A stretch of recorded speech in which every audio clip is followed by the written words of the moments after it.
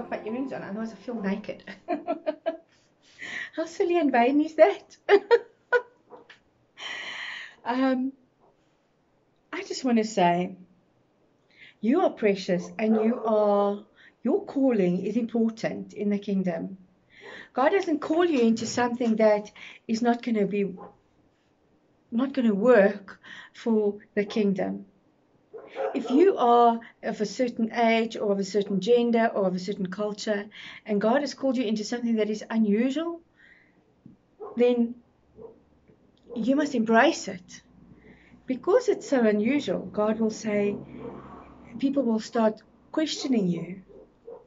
If you are working for God and you're not getting questioned, then you must ask if you're doing the right thing. Because sometimes it's in the adversity that we understand that we are being challenged by Satan, the enemy, to stop doing that which we are called for. So Timothy was a young man. If you read the letters of Timothy, Paul to Timothy, you read that he was a young man. And the history books tells us he was a young man of 40. And in our society, if you're a young man of 40, you're actually almost over the hill. You're halfway through your life. But Timothy was a young man at 40, and he had a lot of adversity because he was so young. Because the old sages of his community wanted to show him and teach him.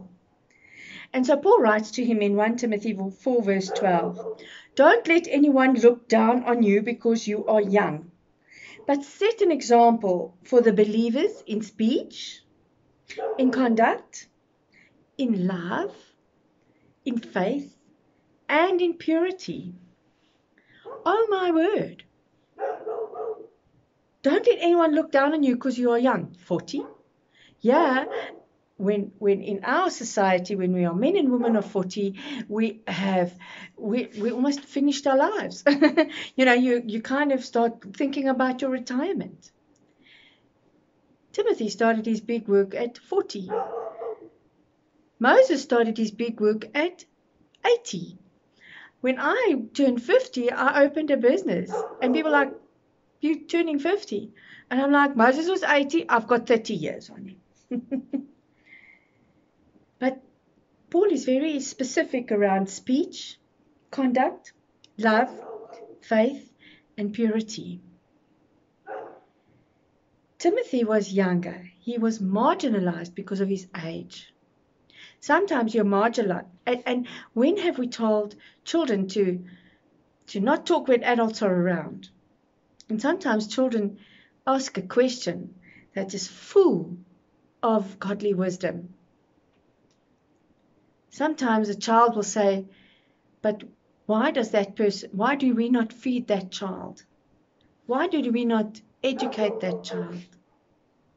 A child will say, "This is my friend, and it's not, this friend is not what you were brought up to look at the friend differently."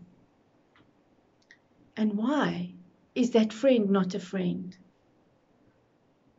So if we speak about somebody, do we speak about them in love? When we have dealings with somebody that we think is less than us, do we do so in love? Do we have an unrelenting faith that keeps us at the foot of God, saying to others, "I know God will bring me through this because He has said He will"?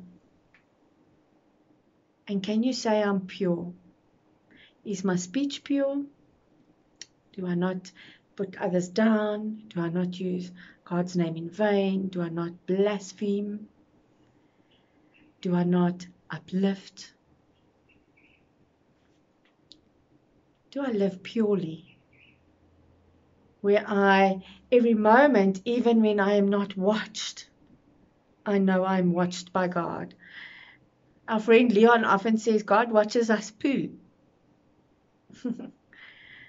It's not the most pure thing we think we do. But He knows us so intimately that He knows when we poo. Does He know when we are good? Yes. Does He know when we are not good? Yes. And so Timothy is called upon to not be marginalized by those men and women, specifically in that era, men older than him.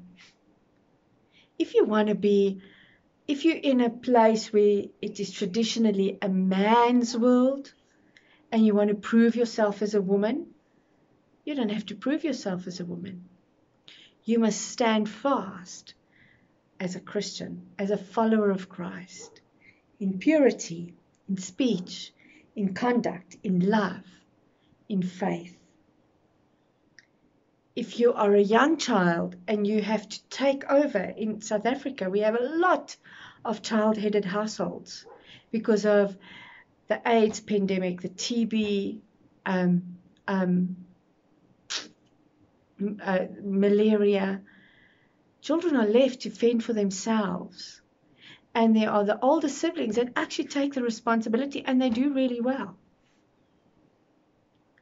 And they have to stand up for their family, and they have to be the child, the adult.